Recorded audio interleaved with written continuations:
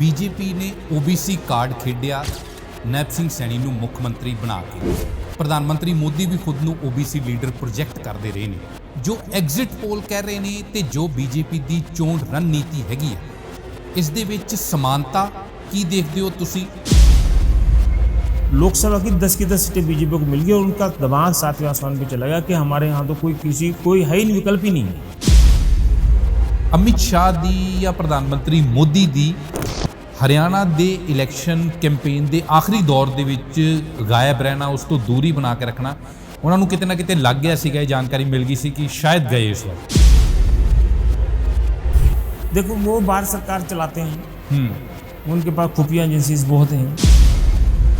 ਕਿ ਹਰਿਆਣੇ ਦੇ ਵਿੱਚ ਬੀਜੇਪੀ ਨੂੰ ਵੱਡਾ ਝਟਕਾ ਹੋਏਗਾ ਕਿ 21-22% ਵੋਟ ਜਿਹੜਾ ਹੈਗਾ ਜਾਟਾਂ ਦਾ, ਉਹ ਵੀ ਜਿਹੜਾ ਕਿਸਾਨੀ ਨਾਲ ਜੁੜਿਆ, ਉਹ ਵੀ ਇੱਕ ਨੁਕਸਾਨਦੇਹ ਫੈਕਟਰ ਹੋ ਸਕਦਾ। ਓਬੀਸੀ ਦੇ ਵਿੱਚੋਂ ਬਹੁਤ ਵੱਡਾ ਜਿਹੜਾ ਚੰਕ ਹੈਗਾ ਲੋਕਾਂ ਦਾ, ਉਹ ਖੇਤੀ ਕਿਸਾਨੀ ਨਾਲ ਜੁੜਿਆ ਹੋਇਆ, ਉਹ ਵੀ ਬੀਜੇਪੀ ਦੇ ਲਈ ਸਮੱਸਿਆ ਹੈਗੀ ਇਸ ਇਲੈਕਸ਼ਨ 'ਚ। 80 से 90% जाट वोट इस बार कंसंट्रेट हुआ है कांग्रेस के प्रति। ਤੁਹਾਨੂੰ ਕੀ ਲੱਗਦਾ ਹੈਗਾ ਕਿ ਕਾਂਗਰਸ ਇਸ ਵਾਰੀ ਜੇ ਸੀਐਮ ਬਣਾਏਗੀ ਆਪਣਾ, ਕਿ ਉਹ ਜਾਟ ਸੀਐਮ ਦੇ ਸਕਦੀ ਹੈ ਜਾਂ ਦਲਿਤ ਸੀਐਮ ਦੇ ਸਕਦੀ ਹੈ, ਜਿਸ ਤਰ੍ਹਾਂ ਦਾ ਐਕਸਪੈਰੀਮੈਂਟ ਉਹਨਾਂ ਨੇ ਪੰਜਾਬ 'ਚ ਚਰਨਜੀਤ ਚੰਨੀ ਦੇ ਨਾਲ ਕੀਤਾ ਸੀ ਔਰ ਉਹ ਰਾਹੁਲ ਗਾਂਧੀ ਦੀ ਪ੍ਰੈਫਰੈਂਸ ਮੰਨਿਆ ਜਾਂਦਾ ਸੀ। तो ये कहना कि केवल जाटों तक ही सीमित है, ऐसा नहीं है। कांग्रेस ਦੁਸ਼ਯੰਤ ਚੌਟਾਲਾ ਜਿੱਤੇ ਸੀਗੇ ਬੀਜੇਪੀ ਦੇ ਖਿਲਾਫ ਵੋਟ ਮੰਗ ਕੇ, ਉਸ ਤੋਂ ਬਾਅਦ ਉਹਨਾਂ ਨਾਲ ਹੀ ਹੱਥ ਮਿਲਾ ਕੇ ਉਹ ਡਿਪਟੀ ਸੀਐਮ ਬਣ ਗਏ। ਇਸ ਸਮੇਂ ਦੁਸ਼ਯੰਤ ਚੌਟਾਲਾ ਦੀ ਸਥਿਤੀ ਕੀ ਦੇਖ ਰਹੇ ਹੋ? ਇਹੀ ਮੈਂ ਜਾਨਣਾ ਚਾਹਨਾ ਸੀਗਾ ਕਿ ਆਈਐਨਐਲਡੀ ਤੇ ਬੀਐਸਪੀ ਦਾ ਗੱਠਜੋੜ ਹੋਇਆ, ਜੇਜੇਪੀ ਨੇ ਤੇ ਏਐਸਪੀ ਨੇ ਗੱਠਜੋੜ ਕਰ ਲਿਆ ਉਧਰ ਉਹਨਾਂ ਨੇ। ਹੁਣ ਇਹ ਜਿਹੜੇ ਦੋ ਗੱਠਜੋੜ ਹੈ, ਆਈਐਨਐਲਡੀ ਤੇ ਬੀਐਸਪੀ, ਜੇਜੇਪੀ ਤੇ ਏਐਸਪੀ, ਤੁਹਾਨੂੰ ਲੱਗਦਾ ਕਿ ਦਲਿਤ ਵੋਟ ਦਾ ਟਕਰਾਅ ਆਪਸੀ ਜੇ ਇੱਥੇ ਹੁੰਦਾ ਹੈ ਤੇ ਇਹ ਵੀ ਫਾਇਦਾ ਕਿਸੇ ਨੂੰ ਇਹਨਾਂ ਦੋਨਾਂ ਦੇ ਵਿੱਚੋਂ ਨਹੀਂ ਮਿਲ ਪਾਏਗਾ? ਆਮ ਆਦਮੀ ਪਾਰਟੀ ਦੀ ਜੋ ਆਈਡੀਓਲੋਜੀ ਹੈਗੀ ਹੈ, ਕਿ ਉਹ ਹਰਿਆਣਾ ਦੀ ਬੇਸਿਕ ਸਾਈਕੀ, ਬੇਸਿਕ ਆਈਡੀਓਲੋਜੀ ਦੇ ਨਾਲ ਮੈਚ ਨਹੀਂ ਕਰਦੀ, ਮੇਲ ਨਹੀਂ ਖਾਂਦੀ, ਜਿਹੜਾ ਤੁਹਾਨੂੰ ਲੱਗਦਾ ਕਿ ਹਰਿਆਣਾ ਰਿਸਪੌਂਡ ਨਹੀਂ ਕਰ ਰਿਹਾ ਆਮ ਆਦਮੀ ਪਾਰਟੀ ਨੂੰ? हरियाणा में आम आदमी पार्टी का स्कोप था ही नहीं। ਹਰਿਆਣਾ ਦੇ ਵਿੱਚ ਹੋਰ ਵੱਡਾ ਫੈਕਟਰ ਮੰਨਿਆ ਜਾਂਦਾ ਸੀਗਾ ਗੁਰਮੀਤ ਰਾਮ ਰਹੀਮ। ਹੁਣ ਗੁਰਮੀਤ ਰਾਮ ਰਹੀਮ ਜੇ ਬਾਹਰ ਆਉਂਦਾ, ਉਹਦੀ ਵੋਟ ਕਿਹਨੂੰ ਗਈ ਹੈ? ਤੁਹਾਨੂੰ ਕੀ ਲੱਗਦਾ, ਤੁਹਾਡੀ ਅਸੈਸਮੈਂਟ ਕੀ ਹੈ? बीजेपी को लगता है कि पैरोल दे के हमें डेरा अनुयायी की वोट मिल जाएगी, तो उनको पैरोल दे दी उन्होंने। ਹਰਿਆਣਾ ਵਿਧਾਨ ਸਭਾ ਦੇ ਲਈ ਵੋਟਾਂ ਪੈ ਚੁੱਕੀਆਂ ਨੇ, ਐਗਜ਼ਿਟ ਪੋਲ ਵੀ ਸਾਹਮਣੇ ਆ ਚੁੱਕੇ ਨੇ, ਜਿਸ ਦੇ ਵਿੱਚ ਕਾਂਗਰਸ ਇਸ ਸਮੇਂ ਸਭ ਤੋਂ ਅੱਗੇ ਦਿਖਾਈ ਦੇ ਰਹੀ ਹੈ। ਪਰ ਉਸ ਤੋਂ ਬਾਅਦ ਦੂਸਰੇ ਨੰਬਰ ਤੇ ਬੀਜੇਪੀ ਐਗਜ਼ਿਟ ਪੋਲ ਦੇ ਵਿੱਚ ਦਿਖਾਈ ਦੇ ਰਹੀ ਹੈ। ਪਰ ਕੀ ਬੀਜੇਪੀ ਨੇ ਹੁਣ ਤੱਕ ਜਿੰਨੇ ਪੋਲੀਟੀਕਲ ਐਕਸਪੈਰੀਮੈਂਟ ਕੀਤੇ, ਉਹ ਉਹਨਾਂ ਨੂੰ ਤੀਸਰੀ ਵਾਰ ਸੱਤਾ ਦੇ ਵਿੱਚ ਲੈ ਕੇ ਜਾ ਸਕਦਾ ਹੈ ਜਾਂ ਨਹੀਂ? ਬੀਜੇਪੀ ਨੇ ਜੋ ਓਬੀਸੀ ਕਾਰਡ ਖੇਡਿਆ ਸੀਗਾ ਨੈਬ ਸਿੰਘ ਸੈਣੀ ਨੂੰ ਮੁੱਖ ਮੰਤਰੀ ਬਣਾ ਕੇ, ਕਿ ਉਹ ਓਬੀਸੀ ਕਾਰਡ ਬੀਜੇਪੀ ਨੂੰ ਹਰਿਆਣਾ ਵਿਧਾਨ ਸਭਾ ਚੋਣਾਂ ਦੇ ਵਿੱਚ ਫਾਇਦਾ ਦੇ ਸਕੇਗਾ ਜਾਂ ਨਹੀਂ? ਕਿਉਂਕਿ ਸਿਰਫ ਨੈਬ ਸਿੰਘ ਸੈਣੀ ਹੀ ਓਬੀਸੀ ਨਹੀਂ, ਦੇਸ਼ ਦੇ ਪ੍ਰਧਾਨ ਮੰਤਰੀ ਵੀ ਖੁਦ ਨੂੰ ਇੱਕ ਓਬੀਸੀ ਲੀਡਰ ਪ੍ਰੋਜੈਕਟ ਕਰਦੇ ਨੇ। ਕਿ ਇਹਨਾਂ ਸਭ ਦਾ ਅਸਰ ਹਰਿਆਣਾ ਵਿਧਾਨ ਸਭਾ ਦੇ VOTING ਪੈਟਰਨ ਦੇ ਉੱਤੇ ਕੁਝ ਪਿਆ ਹੈ, ਜਾਂ ਦੂਸਰੇ ਜਿਹੜੇ ਛੋਟੇ ਦਲ ਨੇ, ਆਈਐਨਐਲਡੀ ਜਾਂ ਜੇਜੇਪੀ, ਇਸ ਤਰ੍ਹਾਂ ਦੇ ਜਿਹੜੇ ਦਲ ਨੇ, ਉਹਨਾਂ ਦੀ ਇਲੈਕਸ਼ਨਸ ਦੇ ਵਿੱਚ ਭੂਮਿਕਾ ਕੀ ਰਹੇਗੀ? ਆਮ ਤੌਰ ਤੇ ਮੰਨਿਆ ਜਾ ਰਿਹਾ ਹੈ ਕਿ ਹਰਿਆਣਾ ਦੀ ਇਹ VOTING ਜਿਹੜੀ ਹੈ ਕਿਸਾਨ, ਜਵਾਨ ਤੇ ਪਹਿਲਵਾਨਾਂ ਦੇ ਮੁੱਦੇ ਤੇ ਵੱਧ ਪਈ ਹੈ। ਪਰ ਇਹ ਵੀ ਰਿਵਾਇਤ ਰਹੀ ਹੈ ਹਰਿਆਣੇ ਦੀ ਕਿ 10 ਸਾਲ ਤੋਂ ਵੱਧ ਕੋਈ ਵੀ ਪਾਰਟੀ ਸੱਤਾ ਦੇ ਵਿੱਚ ਨਹੀਂ ਰਹਿ ਸਕੀ। 3 ਵਾਰੀ ਹੈਟ੍ਰਿਕ ਕੋਈ ਵੀ ਪਾਰਟੀ ਹੁਣ ਤੱਕ ਨਹੀਂ ਮਾਰ ਸਕੀ। ਕਿ ਬੀਜੇਪੀ ਹੈਟ੍ਰਿਕ ਕਰ ਪਾਏਗੀ ਜਾਂ ਨਹੀਂ? ਇਸ ਬਾਰੇ ਤਮਾਮ ਮੁੱਦੇ ਤੇ ਗੱਲਬਾਤ ਕਰਨ ਲਈ ਸਾਡੇ ਨਾਲ ਹਰਿਆਣਾ ਦੇ ਬਹੁਤ ਹੀ ਸੀਨੀਅਰ ਜਰਨਲਿਸਟ ਸੁਰਿੰਦਰ ਧੀਮਾਨ ਸਾਹਿਬ ਮੌਜੂਦ ਨੇ। ਉਹਨਾਂ ਨਾਲ ਗੱਲਬਾਤ ਕਰਾਂਗੇ। ਹਰਿਆਣੇ ਦੀ ਜਿਹੜੀ ਚੋਣਾਂ ਦੀ ਗਣਿਤ ਹੈਗੀ ਹੈ, ਉਸ ਨੂੰ ਬਾਖੂਬੀ ਜਾਣਦੇ ਨੇ, ਬਹੁਤ ਤਜਰਬੇਕਾਰ ਜਰਨਲਿਸਟ ਨੇ। ਧੀਮਾਨ ਸਾਹਿਬ, ਬਹੁਤ ਬਹੁਤ ਸਵਾਗਤ ਹੈ ਦੈਨਿਕ। ਧੰਨਵਾਦ। ਧੀਮਾਨ ਸਾਹਿਬ, ਸਭ ਤੋਂ ਪਹਿਲਾਂ ਅਸੀਂ ਜਿਹੜੀ ਗੱਲ ਕੀਤੀ ਹੈ, ਬੀਜੇਪੀ ਨੇ ਓਬੀਸੀ ਕਾਰਡ ਖੇਡਿਆ ਨੈਬ ਸਿੰਘ ਸੈਣੀ ਨੂੰ ਮੁੱਖ ਮੰਤਰੀ ਬਣਾ ਕੇ। ਪ੍ਰਧਾਨ ਮੰਤਰੀ ਮੋਦੀ ਵੀ ਖੁਦ ਨੂੰ ਓਬੀਸੀ ਲੀਡਰ ਪ੍ਰੋਜੈਕਟ ਕਰਦੇ ਰਹੇ ਨੇ ਔਰ ਬੀਜੇਪੀ ਕਹਿੰਦੀ ਹੈ ਕਿ ਡਬਲ ਇੰਜਨ ਦੀ ਸਰਕਾਰ ਹੋਣੀ ਚਾਹੀਦੀ ਹੈ। ਆਪਣੇ ਵੱਲੋਂ ਉਹਨਾਂ ਨੇ ਗਣਿਤ ਬਿਠਾਉਣ ਦੀ ਕੋਸ਼ਿਸ਼ ਕੀਤੀ। ਜੋ ਐਗਜ਼ਿਟ ਪੋਲ ਕਹਿ ਰਹੇ ਨੇ ਤੇ ਜੋ ਬੀਜੇਪੀ ਦੀ ਚੋਣ ਰਣਨੀਤੀ ਹੈਗੀ ਹੈ, ਇਸ ਦੇ ਵਿੱਚ ਸਮਾਨਤਾ ਕੀ ਦੇਖਦੇ ਹੋ ਤੁਸੀਂ? ਕੀ ਇਹ ਨਤੀਜੇ ਉਸੇ ਤਰ੍ਹਾਂ ਨੇ ਜਿਸ ਤਰ੍ਹਾਂ ਦੇ ਨਾਲ ਤੁਸੀਂ ਜ਼ਮੀਨ ਤੇ ਦੇਖ ਰਹੇ ਹੋ ਜਾਂ ਜਿਸ ਤਰ੍ਹਾਂ ਦੇ ਨਾਲ ਐਗਜ਼ਿਟ ਪੋਲ ਆ ਰਹੇ? प्रमिल जी, ओबीसी की बात तो तब आई जब मनोहर लाल खट्टर को बदलना पड़ा। मनोहर लाल खट्टर को बदलना क्यों पड़ा? अगर वो इतने बढ़िया सीएम थे तो क्यों बदलना पड़ा? ओबीसी की तो बात तब आई जब नायब सिंह सैनी को मुख्यमंत्री बनाया। मनोहर लाल खट्टर के टाइम में तो ओबीसी नहीं बोलते थे, प्रधानमंत्री खुद को तो ओबीसी बोलते थे। बिल्कुल। तो जब उन्होंने 19 में दोबारा चुनाव में गए, पोर्टल्स बनाने शुरू कर दिए, भर्तियों की बात शुरू की, ऑनलाइन ट्रांसफर की बात कर दी, 2019 में लोकसभा की 10 सीटें बीजेपी को मिल गई और उनका दिमाग 7वें आसमान पे चला गया कि हमारे यहाँ तो कोई है ही नहीं, विकल्प ही नहीं है बीजेपी का। और विधानसभा में उन्होंने 75 पार का नारा, क्योंकि 79 लोकसभा के जो टोटल 10 में से 90 विधानसभा में से 79 सीटों पे बीजेपी को जीत मिली थी, तो उनको लगा हम तो 79 पे जीतने, तो उन्होंने कहा 75 पार का 75 से ज्यादा सीटें जीतेंगे। यहाँ पर उन्होंने जब सीटों का ये नारा दिया, लोग दूसरे विपक्ष, प्रमुख विपक्षी दल जो है वो डाउनफॉल में आ गया, कांग्रेस में भी उसका उत्साह खत्म हो गया, लेकिन सीट आई 40, जैसे 2009 में कांग्रेस की 40 सीट आई थी। फिर भी ये मुख्यमंत्री उन्होंने मनोहर लाल को रखा, जेजेपी को साथ में जोड़ा, और 9.5 साल के बाद लोकसभा के चुनाव से 4 दिन पहले, घोषणा से पहले, बीजेपी को लगा कि यहाँ तो बहुत मामला खराब हो गया है, मनोहर लाल खट्टर के व्यक्तिगत तौर पे लोग खिलाफ हो गए हैं। अच्छा। पर शासन तो अलग बात है। उनके एमएलए उनसे ज्यादा खुल के बात नहीं कर सकते थे। एक टाइम बांधा हुआ था कि मंगलवार को मिलेंगे, इतने बजे से इतने मिलेंगे। तो शासन तंत्र ज्यादा, अफसरशाही बहुत हावी हो गई थी। हर विधानसभा के बाहर अंदर लोग अफसरशाही की बात करते थे। तो बीजेपी को लगा कि हरियाणा में जैसे अन्य राज्यों में उन्होंने मुख्यमंत्री बदले हैं, तो हरियाणा में मुख्यमंत्री बदल के हो सकता है हमारा एंटी इनकम्बेंसी का फैक्टर कम हो जाए, खत्म हो जाए। तो उन्होंने उनके ही शिष्य मनोहर लाल खट्टर के चेले सैनी साहब, जो को ओबीसी समाज से आते हैं, उनको नायब सिंह सैनी को मुख्यमंत्री बना दिया। अब लोगों को लगा वो कि एक मुख्यमंत्री पहले वाले थे, मुख्यमंत्री रेजिडेंस पे जा नहीं सकते थे, अगर कोई पूछ लेता था तो उनसे पूछते थे कि क्यों आना चाहते हो, क्या काम है, विषय बताइए, नोट करेंगे। तो एक तरह से गैप था मनोहर लाल खट्टर के रेजिडेंस के बीच में भी, पब्लिक के बीच में। इन्हें पावर एरोगेंस भी कह देते दूसरे शब्द। एरोगेंसी तो कूट के भरी हुई थी। तो उन्होंने इसको मुख्यमंत्री बनने के बाद नायब सिंह सैनी को, शीर्ष नेतृत्व जो बीजेपी का है, प्रधानमंत्री और गृह मंत्री अमित शाह, उन्होंने कहा कि ये छवि तोड़नी है मुख्यमंत्री कार्यालय की भी, मुख्यमंत्री रेजिडेंस की भी, और मुख्यमंत्री के व्यक्ति के तौर पे भी। अच्छा। कि मिलते नहीं है। तो इन्होंने सबसे बड़ा ऐलान किया कि मुख्यमंत्री मैं 24 घंटे अवेलेबल हूँ, मेरे घर पे जब मर्जी आओ। दिल्ली चंडीगढ़ वाले पे लोग रात को 12 बजे गए थे, 12 बजे मिले भी। अच्छा। कोई पहुंच गया, मिले उसको। तो वो आज इस 2024 के विधानसभा चुनाव में बीजेपी के नेतृत्व ने कहा भी तो सुलभ हैं, सभ्य हैं, इजीली अवेलेबल हैं, जबकि मनोहर लाल के बारे में ऐसे नहीं बोलते थे। दूसरा उनको था कि पूरा बीजेपी का वोट कार्ड हरियाणा में जो जाति फैक्टर है, उसमें उनको पहले दिन से ये लग रहा था कि एक जो जाट समुदाय हरियाणा का जो है, जिसकी 24-25% की 23-24-25% जाति गणना में पता लग जाएगा, लेकिन उसकी प्रमुख भूमिका रहती है। उसके खिलाफ जो दूसरे और जो लोग हैं जातिगत, उसके सरकार इन्होंने चलाई। एक प्रकार से ओबीसी जो दूसरा वर्ग आ गया, उसमें ओबीसी भी है, दूसरे अन्य जातियां भी हैं, जो ब्राह्मण भी हैं, राजपूत भी हैं, पंजाबी भी हैं। वो कोई पंजाबी समुदाय से थे, पंजाबी समुदाय उनके साथ चला गया। तो उनको लगा कि एक ओबीसी समाज का दे देते हैं, मुख्यमंत्री बन गया, सुलभ भी है, तो इसका बड़ा फायदा हमें लगेगा। लेकिन हुआ क्या? रिजल्ट तो भी 8 तारीख को आएंगे।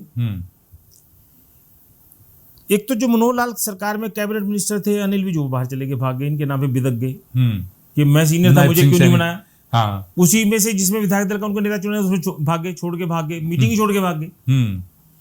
दूसरा, कुछ ऐसे और मंत्री तो उनको हटा दिया। ओम प्रकाश यादव थे, वो भी हटा दिया। संदीप सिंह के ऊपर तो आरोप ही था, वो भी उठा दिया। कमलेश ढांडा हटा दी, कुछ नए मंत्री बना दिए। वो उसका जो कारण मुझे लगता है कि इसलिए बनाया कि हम उम्र के जो पार्टी में आए हुए हैं, तो एक समकक्ष रहे, जो सीनियर हैं वो हो सकता है दबा ना दें। तो नायब सिंह सैनी के साथ के लोग आए, और जो सेकंड लीडरशिप बीजेपी की, जिसको मैं कहता हूँ थाई, उसको फर्स्ट लीडरशिप बीजेपी ने हरियाणा में उतार दिया। अगले 15-20 साल तक की लीडरशिप यही रहनी है इस टाइप की।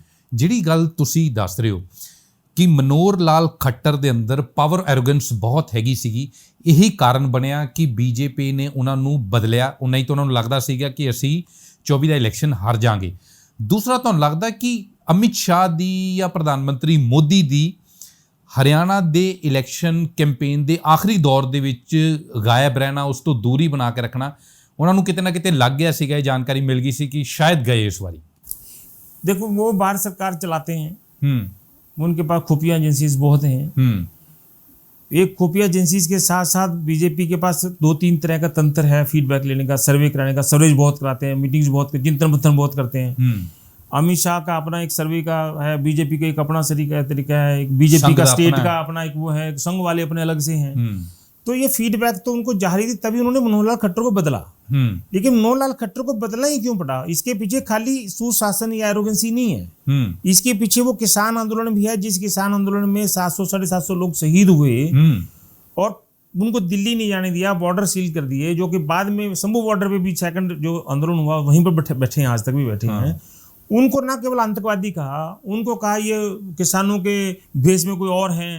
इस तरीके के अपमानजनक टिप्पणियां जो की, उससे पूरे हरियाणा में किसान वर्ग, जो कि खाली जाट नहीं है, उसमें काम्बोज भी हैं, उसमें सैनी भी हैं, उसमें और दूसरी जातियां भी हैं, और जो खेती पे निर्भर जो लोग रहते हैं वो भी शामिल हैं, वो सब लोग नाराज हो गए।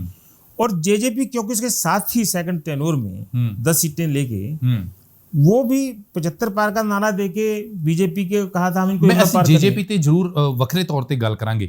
ਤੁਸੀਂ ਜਾਟ मैं सिर्फ ये कहना चाहता था कि मनोहर लाल खट्टर के एक किसान आंदोलन हो गया, एक हरियाणा में जाट रक्षण आंदोलन हुआ था, उसमें 30-35 लड़कों की मौत हुई थी, फिर डेरा सच्चा सौदा की मौत। तो ऐसे इस तरीके से ऐसा माहौल बनता चला गया कि प्रधानमंत्री को और गृह मंत्री को ये मालूम हो गया था कि हरियाणा में बीजेपी की स्थिति कमजोर है, तो सबसे पहले तो मुख्यमंत्री बदल लेते हैं, हो सकता है इसमें हमारा कोई फायदा हो जाए नैब सिंह सैनी को बना के। ਹੁਣ ਜਦੋਂ ਕਿਸਾਨ ਅੰਦੋਲਨ ਹੋਇਆ ਦੁਬਾਰਾ, ਹੁਣ ਕਿਸਾਨ ਅਜੇ ਵੀ ਸ਼ੰਭੂ ਬਾਰਡਰ ਦੇ ਉੱਤੇ ਬੈਠੇ ਹੋਏ ਨੇ, ਉਹਨੂੰ ਜਿਸ ਤਰ੍ਹਾਂ ਦੇ ਨਾਲ ਮਨੋਹਰ ਲਾਲ ਖੱਟਰ ਨੇ ਟੈਕਲ ਕੀਤਾ, ਥਰੂ ਗੈਸ ਦੇ ਗੋਲੇ ਛੱਡੇ, ਉੱਥੇ ਗੋਲੀਆਂ ਵੀ ਚੱਲੀਆਂ, ਬੰਬ ਵੀ ਸੁੱਟੇ ਗਏ, ਔਰ ਇਹ ਮੰਨਿਆ ਜਾਂਦਾ ਸੀਗਾ ਕਿ ਹਰਿਆਣੇ ਦੇ ਵਿੱਚ ਕਿਸੇ ਨੇ ਵੀ ਸੱਤਾ ਦੇ ਵਿੱਚ ਆਉਣਾ ਤਾਂ ਜਾਟ ਡੋਮੀਨੈਂਸ ਹੈਗੀ ਹੈ, ਜਿਹੜੀ ਜਾਟਲੈਂਡ ਦੀ ਵੋਟ ਹੈਗੀ ਹੈ 22%, ਉਹ ਬਹੁਤ ਡਿਸਾਈਡਿੰਗ ਫੈਕਟਰ ਹੁੰਦਾ ਜਿਨ੍ਹਾਂ ਨੂੰ ਜਿਤਾਉਣਾ ਹੁੰਦਾ। ਹੁਣ ਜਾਟਾਂ ਦੇ ਵਿੱਚ ਜ਼ਿਆਦਾਤਰ ਜਿਹੜੇ ਮੈਕਸਿਮਮ ਉਹ ਕਿਸਾਨ ਹੈਗੇ ਨੇ, ਉਹ ਵੀ ਇੱਕ ਮੰਨਿਆ ਜਾਂਦਾ ਕਿ ਵੱਡਾ ਕਾਰਨ ਹੈਗਾ ਕਿ ਹਰਿਆਣੇ ਦੇ ਵਿੱਚ ਬੀਜੇਪੀ ਨੂੰ ਵੱਡਾ ਝਟਕਾ ਹੋਏਗਾ ਕਿ 21-22% ਵੋਟ ਜਿਹੜਾ ਹੈਗਾ ਜਾਟਾਂ ਦਾ, ਉਹ ਵੀ ਜਿਹੜਾ ਕਿਸਾਨੀ ਨਾਲ ਜੁੜਿਆ, ਉਹ ਵੀ ਇੱਕ ਨੁਕਸਾਨਦੇਹ ਫੈਕਟਰ ਹੋ ਸਕਦਾ। ਓਬੀਸੀ ਦੇ ਵਿੱਚੋਂ ਬਹੁਤ ਵੱਡਾ ਜਿਹੜਾ ਚੰਕ ਹੈਗਾ ਲੋਕਾਂ ਦਾ, ਉਹ ਖੇਤੀ ਕਿਸਾਨੀ ਨਾਲ ਜੁੜਿਆ ਹੋਇਆ, ਉਹ ਵੀ ਬੀਜੇਪੀ ਦੇ ਲਈ ਸਮੱਸਿਆ ਹੈਗੀ ਇਸ ਇਲੈਕਸ਼ਨ 'ਚ। कमिल जी, आपने इतना पॉइंट, बड़ा कंक्रीट पॉइंट पकड़ा आपने।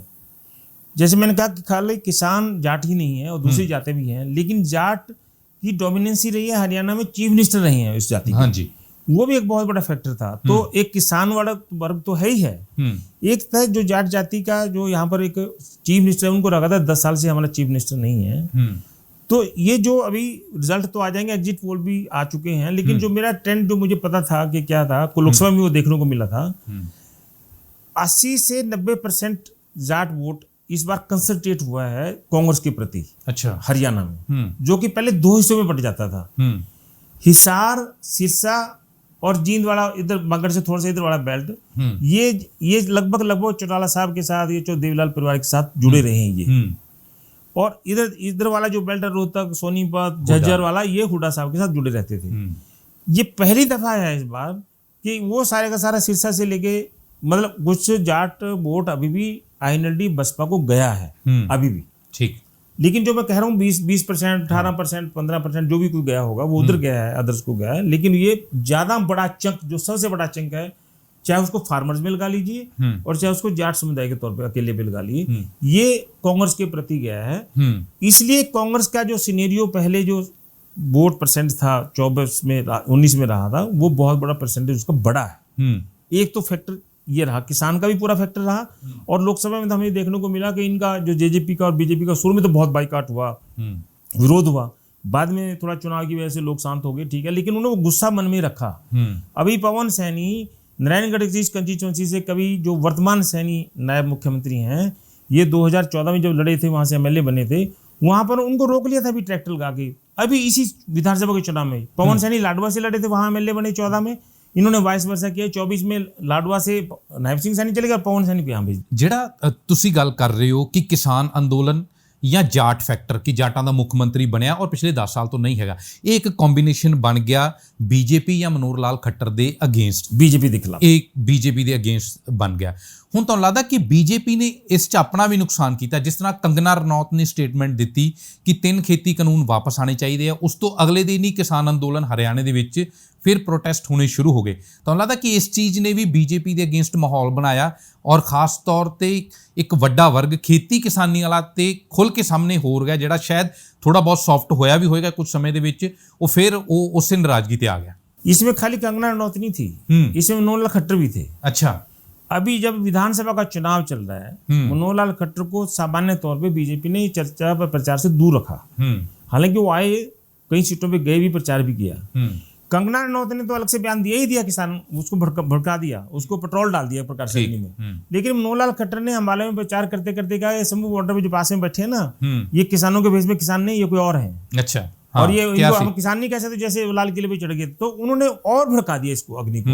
चुनाव से 2-3 दिन पहले, 4 दिन पहले ये बयान देना कि किसानों के प्रति, तो लोग गांव में जो नॉन जाट भी है, दूसरा जिसको जो किसान वर्ग बोलते हैं, जिसमें सभी प्रकार की जाति हैं, मैंने देखा कि गांव में यूथ जो था, चाहे वो किसानी से जुड़ा था चाहे किसानी से नहीं जुड़ा था, उसके अंदर भी सरकार के खिलाफ माहौल था कि सरकार को बदलना है। बदलने के कारण किसान आंदोलन भी है। पहलवान इशू जो विनेश फोगाट वाला था, वो भी एक था। अग्निवीर वाला जो विषय, वो भी बहुत लोकसभा में रहा, उसका विधानसभा में रहा। इसके अलावा बेरोजगारी एक बहुत बड़ा मुद्दा हरियाणा में रहा। CMIE एक बहुत बड़ी संस्था है जो पिछले 5 से 7 साल से लगातार हर महीने बताती रही कि पूरे देश में हरियाणा में सबसे ज्यादा बेरोजगारी है, जिसको उस वक्त के मुख्यमंत्री मनोहर लाल खट्टर ने विधानसभा के अंदर और बाहर ये कह के खंडित करते रहे कि इसका तो संचालक कांग्रेस का लीडर है, कांग्रेस का आदमी है जो इसका संचालक करता है। लेकिन अभी पी चिदम्बरम आए थे प्रेस क्लब में चंडीगढ़ में, मैंने उनसे पूछा कि CMIE के आंकड़ों को मनोहर लाल खट्टर ये कहते रहे कि बीजेपी की नहीं, ये कांग्रेस के समर्थित एक बंदे की मैगजीन है जो रिसर्च करती है, जो एजेंसी है। तो उन्होंने कहा कि मैं वित्त मंत्री रहा हूँ भारत सरकार का।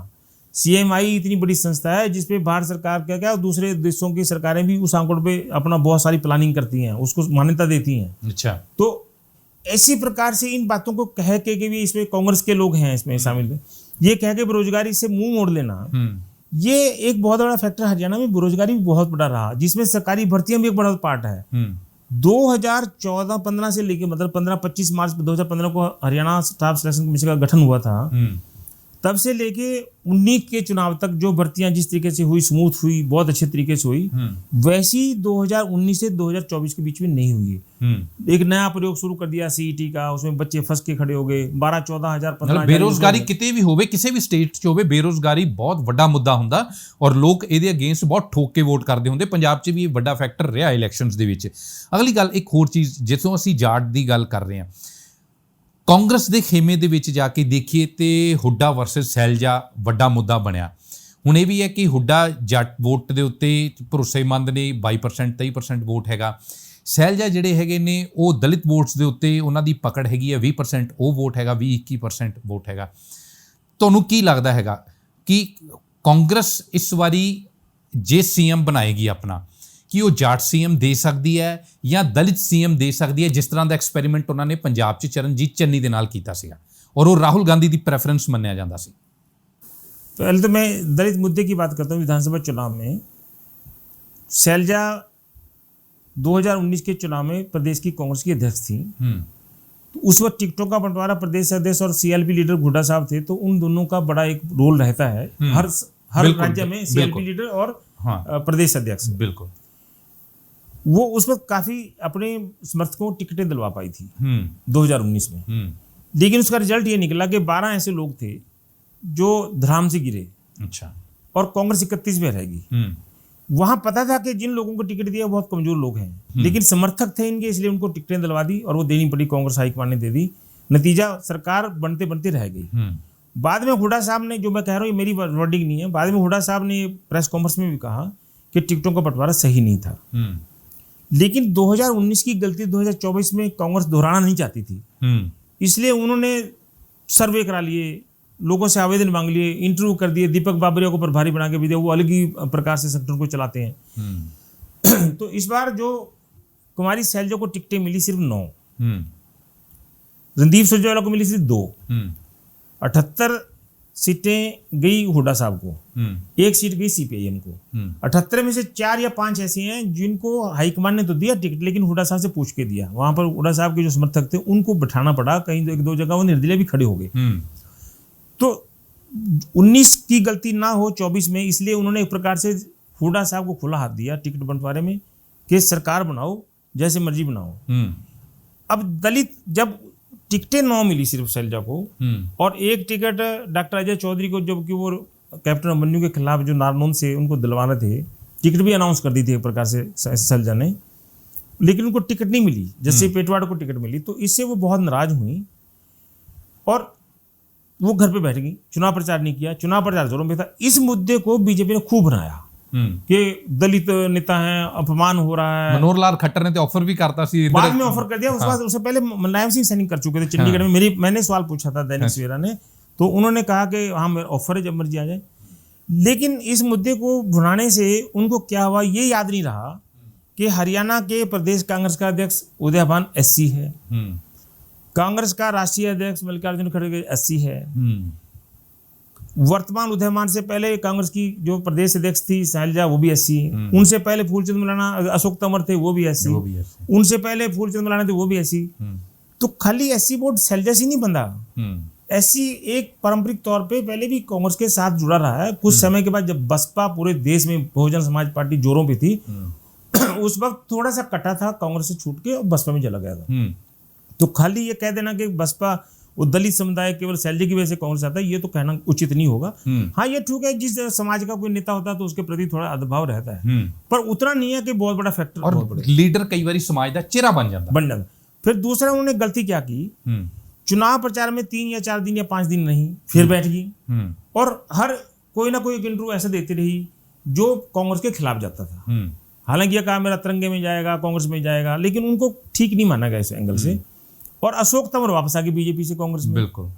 तो अब हरियाणा का जो मुझे लगता है कि कांग्रेस हाईकमान तो फैसला तो करेगी, खैर जो तरीका है उसका, कि 72 सीटें उनको, 78 सीटें उनको हुड्डा साहब को दी, 9 इनको दी, 2 उनको दी। इनके एक उनका शायद जीत जाएगा, सुरजेवाला का बेटा तो खैर जीत ही रहा है शायद, सब बताते हैं। इनके भी 5-6 लोग तो शैलजा वाले जीत जाएंगे, बाकी वो हुड्डा साहब वाले जीत जाएंगे। तो जिनका कांग्रेसों का एमएलए का बहुमत जिसके साथ होगा वो शायद मुझे लगता है हुड्डा साहब मतलब तो लगता कि डोमिनेंस जेडी है वो भूपिंदर सिंह हुड्डा दी रहेगी। हाँ उसमें, क्योंकि एमएलए उसमें खाली जाति नहीं ना, उसमें तो नॉन जाट जो अभी एक फैक्टर और मैं देता हूँ आपको ओबीसी का, जो आपने कहा कि नायब सिंह सैनी उत्तर हरियाणा से आते हैं। उत्तर हरियाणा में बीजेपी का बड़ा वोट बैंक माना जाता है, क्योंकि नॉन जाट एरिया है यहाँ पर, मतलब दूसरे समाज के वर्ग के लोग हैं। यहां से इस बार कांग्रेस को बहुत सीटें मिल रही हैं। तो ये कहना कि केवल जाटों तक ही सीमित है, ऐसा नहीं है। कांग्रेस इसको समाज के हर वर्ग का वोट मिला है, लेकिन इसमें 2-3 वर्ग ऐसे हैं जो बीजेपी के साथ भी खड़े हैं। बीजेपी का वोट बैंक ज्यादा कटा नहीं है। कटा वोट ज्यादा बैंक उनका है जो जेजेपी को वोट परसेंट चला गया तो वो कट गया लगभग। आईएनएलडी का भी वोट जितना पहले होता था कभी पहले पुराने जमाने में उतना नहीं है, इसलिए उनका वोट भी कांग्रेस को मिला है। इस आईएनएलडी ਦਾ ਜ਼ਿਕਰ ਕੀਤਾ, ਅਸੀਂ ਜੇਜੇਪੀ ਦਾ ਵੀ ਜ਼ਿਕਰ। ਦੁਸ਼ਯੰਤ ਚੌਟਾਲਾ ਜਿਹੜੇ ਡਿਪਟੀ ਸੀਐਮ ਰਹੇ ਨੇ ਖੱਟਰ ਦੇ ਨਾਲ, ਦੁਸ਼ਯੰਤ ਚੌਟਾਲਾ ਜਿੱਤੇ ਸੀਗੇ ਬੀਜੇਪੀ ਦੇ ਖਿਲਾਫ ਵੋਟ ਮੰਗ ਕੇ, ਉਸ ਤੋਂ ਬਾਅਦ ਉਹਨਾਂ ਨਾਲ ਹੀ ਹੱਥ ਮਿਲਾ ਕੇ ਉਹ ਡਿਪਟੀ ਸੀਐਮ ਬਣ ਗਏ। ਇਸ ਸਮੇਂ ਦੁਸ਼ਯੰਤ ਚੌਟਾਲਾ ਦੀ ਸਥਿਤੀ ਕੀ ਦੇਖ ਰਹੇ ਹੋ? ਉਹਨਾਂ ਨੇ ਅਲਾਈਅੰਸ ਵੀ ਕੀਤਾ ਹੈਗਾ ਏਐਸਪੀ ਪਾਰਟੀ ਦੇ ਨਾਲ, ਉਹਨਾਂ ਦੀ ਸਥਿਤੀ ਕੀ ਹੈ? ਤੁਹਾਨੂੰ ਲੱਗਦਾ ਕਿ ਦੁਸ਼ਯੰਤ ਚੌਟਾਲਾ ਦੀ ਕ੍ਰੈਡੀਬਿਲਿਟੀ ਗਈ ਹੈਗੀ ਹੈ ਜੋ ਉਹਨਾਂ ਦੀ ਪਾਰਟੀ ਦੀ ਹਾਲਤ ਨਜ਼ਰ ਆ ਰਹੀ ਹੈ? ਕਿਉਂਕਿ ਉਹ ਐਡੇ ਵੱਡੇ ਪਰਿਵਾਰ ਤੋਂ ਆਉਂਦੇ ਸੀ, ਚੌਧਰੀ ਦੇਵੀ ਲਾਲ ਦੇ ਪੋਤਰੇ, ਜਿਨ੍ਹਾਂ ਦੀ ਕਿਸਾਨੀ ਦੇ ਵਿੱਚ ਸਭ ਤੋਂ ਜ਼ਿਆਦਾ ਪਕੜ ਸੀਗੀ ਹਰਿਆਣੇ ਦੇ ਵਿੱਚ। ਹੁਣ ਉਹਨਾਂ ਦੀ ਸਥਿਤੀ ਤੁਸੀਂ ਕੀ ਦੇਖ ਰਹੇ ਇਸ ਇਲੈਕਸ਼ਨਸ ਦੇ ਵਿੱਚ? 2019 में जब बीजेपी को 10 लोकसभा सीटें मिल गई, 10 में से 10 मिली, तो उन्होंने 75 पार का नारा दिया था कि हम 75 पार जाएंगे। कांग्रेस डिमोरलाइज होगी। एक वीडियो भी क्लिप बड़े सीनियर लीडर्स की कांग्रेस के दिल्ली की एक वीडियो वायरल हुई थी जिसमें कह रहे थे कि भाई हम तो 15-16 के आसपास आएंगे। मतलब वो खुद ही नहीं मानते थे कि इतने सीट हमारी 31 सीट आ सकती हैं। तब जेजेपी अलग हुई थी आईएनएलडी से हटके 2018 में। 19 में चुनाव आ गए तो उन्होंने जेजेपी दुष्यंत चौटाला ने ये कहना शुरू किया कि उसमें एक लंबे हैं चौधरी देवीलाल जो उनके परदादा थे, उनके मुताबिक उनका लगता था कद काठी, बोलने चालने का सभ्य तरीके से, तो लोगों को लगता है चौधरी देवीलाल का स्वरूप है ये। उन्होंने जो मैंने बताया कि हिसार, फतेहाबाद, सिरसा और जींद वाला जो जाट बेल्ट है ये, इन्होंने चौधरी देवीलाल का असर तो पूरे हरियाणा में है वैसे तो, पर उस एरिया में ज़्यादा रहा है। हाँ। और वो किसानों के मसीहा माने जाते हैं। तो उनको लगा कि ये तो चौधरी देवीलाल आ गए, दुष्यंत। और दुष्यंत ने कहा कि 75 पार जो कह रहे हैं ना, मैं इनको यमुना पार करूंगा। यमुना पार का मतलब है हरियाणा से भगा देंगे। यमुना बीजेपी को हरियाणा और उत्तर प्रदेश की जो सीमा है यमुना है, तो इनको उत्तर प्रदेश भेज देंगे, प्रकार से कहा था। लोगों ने उनकी इतनी वोटें डाल दी, जबकि 9 महीने पुरानी पार्टी थी। जिन लोगों को कांग्रेस से टिकट नहीं मिला या किसी दूसरी पार्टी से टिकट नहीं मिला, वो जेजेपी में जाके शामिल हो गए, रातों रात टिकट उनको मिल गया। उनका अपने व्यक्तित्व था जीतने का, और वो 10 MLA बन गए। और स्थिति ऐसी बनी कि 40 बीजेपी की आई, तो उनको एक 10 वोट चाहिए थे एक साथ। 10 सीटें इकट्ठी मिल गई, तो उन्होंने डिप्टी सीएम दुष्यंत चौटाला को बना दिया। ये लोगों को, जिन लोगों ने उनको वोट दी थी, चौधरी देवीलाल के नाम पे दी थी, ये उनको गवारा नहीं। हरियाणा के लोग इमोशनल लोग हैं, खूब प्यार करते हैं, खूब नाराजगी जताते हैं।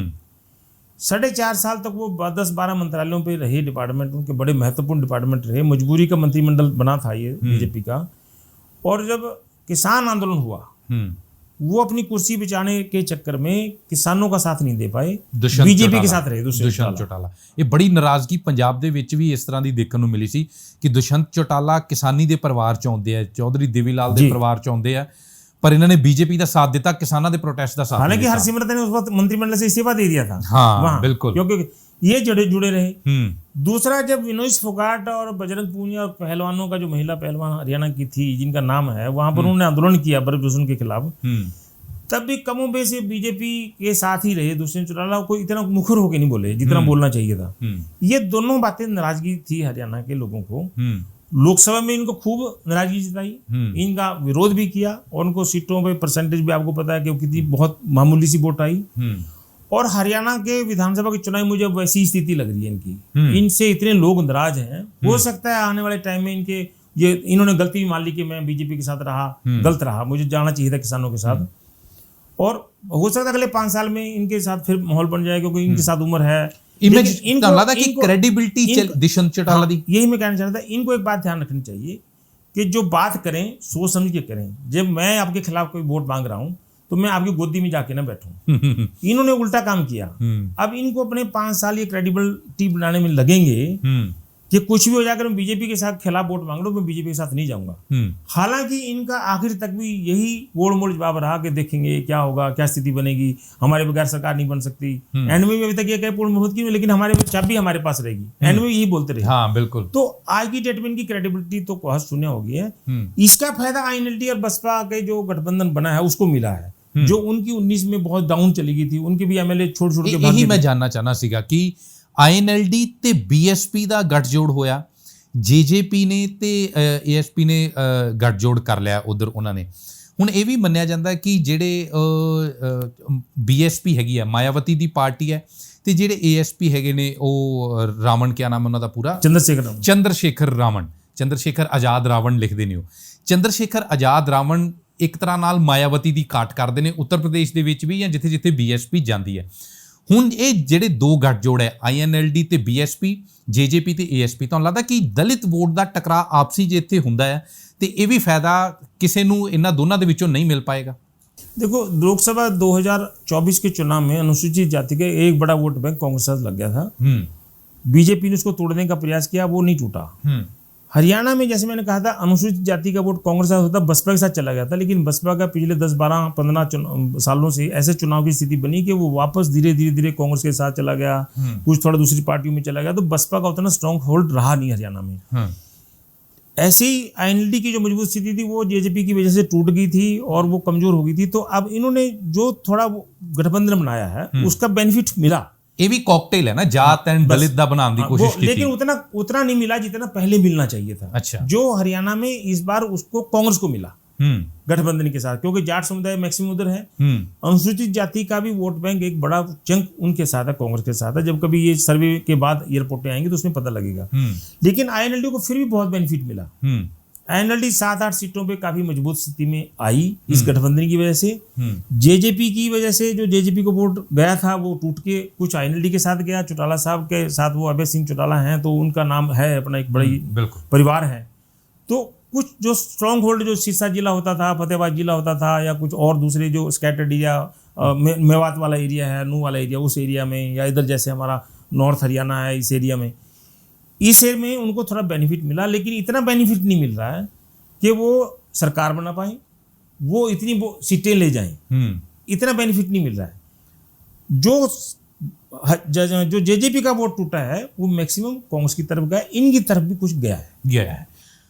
ਆਮ ਆਦਮੀ ਪਾਰਟੀ ਦੀ ਅਸੀਂ ਗੱਲ ਕਰ ਲੈਂਦੇ ਆ। ਪੰਜਾਬ ਦੇ ਵਿੱਚ 92 ਐਮਐਲਏ ਅਰਵਿੰਦ ਕੇਜਰੀਵਾਲ ਜਦੋਂ ਜੇਲ੍ਹ ਤੋਂ ਬਾਹਰ ਆਏ ਤੇ ਸਿੱਧਾ ਹਰਿਆਣੇ ਦੇ ਵਿੱਚ ਪਹੁੰਚੇ, ਇਸਤੀਫਾ ਦੇ ਕੇ ਆਪਣੇ ਮੁੱਖ ਮੰਤਰੀ ਦੀ ਕੁਰਸੀ ਤੋਂ ਜ਼ੋਰ ਸ਼ੋਰ ਦੇ ਨਾਲ ਕੈਂਪੇਨ ਕੀਤੀ। ਐਗਜ਼ਿਟ ਪੋਲ ਦੇ ਵਿੱਚ ਆਮ ਆਦਮੀ ਪਾਰਟੀ ਕਿਤੇ ਨਜ਼ਰ ਨਹੀਂ ਆ ਰਹੀ। ਤੁਹਾਨੂੰ ਕੀ ਲੱਗ ਰਿਹਾ ਹੈ, ਜ਼ਮੀਨੀ ਹਕੀਕਤ ਕੀ ਆਮ ਆਦਮੀ ਪਾਰਟੀ ਦੀ, ਔਰ ਇਹ ਉਹ ਚੂਕ ਗਈ ਹੈ ਗਵਾਂਢੀ सूबे ਦੇ ਵਿੱਚੋਂ ही, ਤੇ कमी किथे रह गई? हरियाणा में आम आदमी पार्टी का स्कोप था ही नहीं, पहले से नहीं था। अच्छा। हरियाणा में बीजेपी, INLD, जो अलग अलग समय में इसका नाम बदलता रहा है, और कांग्रेस, इस तरीके का माहौल रहा है ज्यादा। अच्छा। या तो कांग्रेस रही है, या ये बीजेपी रही है, या ये INLD रही है। एक क्षेत्रीय दल था, दो राष्ट्रीय पार्टियां थी। बसपा थोड़ी बहुत कभी बनी थी, लेकिन वो भी गठबंधन में, जब INLD के साथ 1998 गठबंधन हुआ था, तो बाला लोकसभा सीट बसपा के खाते में गठबंधन में गई थी, वो जीत गई थी। वो एक मैक्सिमम वोट उनको जब हासिल हुई थी, उसके बाद कोई इतनी वोट हासिल नहीं हुई। तो हरियाणा में तीसरी अन्य दल का कोई स्कोप था नहीं। 10 साल से बीजेपी की सरकार थी, बीजेपी के साथ गठबंधन जेजेपी का था, INLD टूटी हुई थी। तो लोगों ने कहा, जो 10 साल का हुड्डा साहब का राज था, कि इनको बाहर निकालो और किसको दूसरे को लेना, जिसकी सरकार बन सकती है। सरकार बनने को उनको लगा कि कांग्रेस की सरकार बन सकती है। बीजेपी को हटाने के लिए ज्यादा वोट हुआ, कांग्रेस को वोट सीट लेके आने के लिए नहीं ज्यादा वोट हुआ, बीजेपी को हटाने के लिए हुआ। मैं जो कहना चाह रहा था, ਇਹਦੇ ਚ ਇੱਕ ਲਾਈਨ ਐਡ ਕਰ ਲਓ ਵੀ ਆਮ ਆਦਮੀ ਪਾਰਟੀ ਨੂੰ, ਆਮ ਆਦਮੀ ਪਾਰਟੀ ਦੀ ਜੋ ਆਈਡੀਓਲੋਜੀ ਹੈਗੀ ਹੈ, ਕਿ ਉਹ ਹਰਿਆਣਾ ਦੀ ਬੇਸਿਕ ਸਾਈਕੀ, ਬੇਸਿਕ ਆਈਡੀਓਲੋਜੀ ਦੇ ਨਾਲ ਮੈਚ ਨਹੀਂ ਕਰਦੀ, ਮੇਲ ਨਹੀਂ ਖਾਂਦੀ, ਜਿਹੜਾ ਤੁਹਾਨੂੰ ਲੱਗਦਾ ਕਿ ਹਰਿਆਣਾ ਰਿਸਪੌਂਡ नहीं कर रहा आम आदमी पार्टी ਨੂੰ? हरियाणा में जो मैं इसलिए कहा कि स्कोप क्यों नहीं है। हरियाणा में स्कोप मतलब 3 हिस्सों में ऑलरेडी बंटा हुआ है हरियाणा का वोटर। INLD के साथ चौटाला साहब की जो आइडियोलॉजी है सरकार की जो चल रही है, जो देवीलाल परिवार का जो कुंभ है उसके साथ है, या बीजेपी के साथ है। ये बहुत इन्हें सालों से चल रही है। शहरों में आज भी बीजेपी का वोट बैंक मजबूत खड़ा है, यूं का यूं खड़ा है, इतने एंटी इनकम्बेंसी के बावजूद। यह कांग्रेस का है। तीसरी पार्टी का अन्य का किसी का स्कोप हरियाणा में नहीं है। आम आदमी पार्टी का मैं 14 में भी देख रहा हूँ, जब दिल्ली में सरकार 13 में बना चुके थे, 14 में भी इनका यही हाल रहा, 19 में भी यही हाल रहा, 24 में भी यही हाल रहेगा। ये 1-2% के आसपास कहीं आ जाए, 1-1.5% के आसपास आ जाए। इसके कारण जो आइडियोलॉजी की बात कर रहे हैं, आइडियोलॉजी तो बहुत बाद की बात है, संगठन ही नहीं इनका, तो ये हवा में बात करते हैं ज्यादा। केजरीवाल आगे, भगवंत मान आगे, कुछ और आगे प्रचार घूमते रहो आप, सर पे आप मीडिया में खबरें बना सकते हैं। लोग तो आपकी आइडियोलॉजी को नहीं मान रहे ना। उनका एक बड़ा वोट बैंक बन सकता था। हरियाणा में जो इनका जो पूरे देश में इनका जो चुनाव चिन्ह है, उस चुनाव चिन्ह के साथ लोग अपने आप को जोड़ते हैं। एक वर्ग हरियाणा का ऐसा है अनुसूचित जाति का, जो अपने आप को जोड़ता है। लेकिन हरियाणा रूरल क्षेत्र ज्यादा है, शहरी क्षेत्र कम है। और हरियाणा के रूरल बैकग्राउंड में जो उस जाति के लोग हैं, उस समुदाय के जो लोग हैं, वो अलग अलग तरीके से अपने निर्भर हैं, कहीं ना कहीं निर्भर हैं। तो इस का ना तो ये अपना वोट बैंक उस समुदाय में बना पाए, ना ये OBC में बना पाए, ना ये जिसको ब्राह्मण बनिया उसमें बना पाए। तो हरियाणा में इसका स्कोप था ही नहीं पहले दिन से। और आगे का तो मैं कह नहीं सकता। ਹਰਿਆਣਾ ਦੇ ਵਿੱਚ ਵਰਗ ਮੈਟਰ ਕਰਦਾ, ਕਿਹੜਾ ਵਰਗ ਕਿਹੜੀ ਪਾਰਟੀ ਦੇ ਨਾਲ ਜੁੜਿਆ ਹੋਇਆ, ਇਹ ਜ਼ਿਆਦਾ ਇੰਪੋਰਟੈਂਟ ਨਜ਼ਰ ਆਉਂਦਾ ਹਰਿਆਣੇ ਦੇ ਵਿੱਚ। ਔਰ ਉਸੇ ਵਰਗ ਨੂੰ ਹੀ ਮੁਲਾਦਾ VOTING ਪੈਟਰਨ ਦੇ ਵਿੱਚ ਜਿਹੜਾ ਹੈਗਾ ਉਹ ਕਨਵਰਟ ਕਰ ਦਿੰਦੇ ਆ। हरियाणा में पंडित भगवदयाल शर्मा थोड़े से दिन बने, राव इंद्रजीत जी के पिता श्री 7-8 महीने के लिए बने, जो मैं जिज्ञार जाट बोल रहा हूँ, जो बंसीलाल जाट समुदाय के बने। बनारसी दास गुप्ता जी जब थोड़ा सा 77 में जब बंसीलाल जी को हटा तब बने, और जब चौटाला साहब को हटाया था जब थोड़े दिन के लिए तब बने। वो एक भजनलाल जी लंबे समय तक रहे, जो थे जाट वैसे बिश्नोई थे, और वो अपने आप को नॉन जाट चेहरा उन्होंने मान लिया था। नहीं तो हरियाणा में इसके अलावा कोई जाट डोमिनेंस, जिसकी मैं बात कर रहा था, हरियाणा के चीफ मिनिस्टर पद पे जाट डोमिनेंस रहा है। तो हरियाणा का जाट मतदाता जिसका 25%, 22-23% जो भी वर्ग है, और वो डोमिनेंस का मतलब है वो स्कैटर्ड नहीं है, वो 4-5 जिलों में ज्यादा प्रभावित है, ज्यादा उसकी संख्या है, अन्य विधानसभा क्षेत्र में थोड़ी कम है। तो वो हरियाणा में आम आदमी पार्टी का उस वर्ग पे कोई प्रभाव नहीं है। प्रभाव नहीं सर। तो इसलिए यहाँ पर उसका कोई स्कोप मुझे नहीं लगता ज्यादा। आखिरी सवाल, ਔਰ ਸੰਖੇਪ ਦੇ ਵਿੱਚ ਇਸ ਤੇ ਅਸੀਂ ਗੱਲ ਕਰਾਂਗੇ। ਆਖਰ ਦੇ ਵਿੱਚ ਜਿਹੜਾ ਹਰਿਆਣਾ ਦੇ ਵਿੱਚ ਹੋਰ ਵੱਡਾ ਫੈਕਟਰ ਮੰਨਿਆ ਜਾਂਦਾ ਸੀਗਾ ਗੁਰਮੀਤ ਰਾਮ ਰਹੀਮ, ਉਸ ਨੂੰ ਫਿਰ ਇਲੈਕਸ਼ਨਸ ਤੋਂ 4 ਦਿਨ ਪਹਿਲਾਂ ਪੈਰੋਲ ਮਿਲੀ, ਫਿਰ ਬਾਹਰ ਆ ਗਿਆ। ਇਹ ਮੰਨਿਆ ਜਾਂਦਾ ਸੀਗਾ ਕਿ ਹਰਿਆਣਾ ਦੇ ਵਿੱਚ ਬੀਜੇਪੀ ਮਿਹਰਬਾਨ ਹੈਗੀ ਹੈ ਉਸ ਦੇ ਉੱਤੇ। ਹੁਣ ਗੁਰਮੀਤ ਰਾਮ ਰਹੀਮ ਜੇ ਬਾਹਰ ਹੁੰਦਾ, ਉਹਦੀ ਵੋਟ ਕਿਹਨੂੰ ਗਈ ਹੈ? ਤੁਹਾਨੂੰ ਕੀ ਲੱਗਦਾ, ਤੁਹਾਡੀ ਅਸੈਸमेंट ਕੀ है? 2017 में 25 अगस्त को 17 को उनको जो सजा सुनाई, जेल भेजा गया। पंचकुला में अदालत ने सजा सुनाई थी, तो उनको वहाँ से जब लिफ्ट करके ले गया, बाई कार लेके आए थे, यहाँ से लिफ्ट करके सुनाई जेल लेके भेजे गए थे।